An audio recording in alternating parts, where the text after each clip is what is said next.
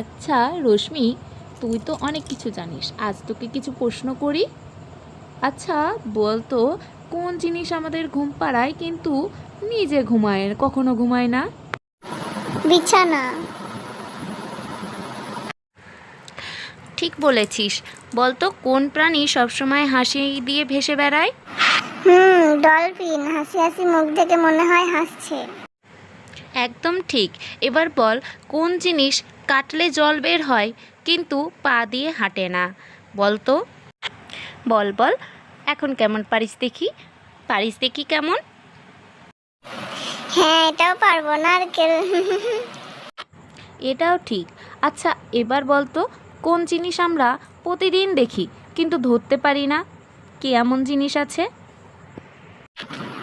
ছায়া। আচ্ছা এবার তোমরা বলো তো, কোন রুমে মানুষ থাকে না? বলো।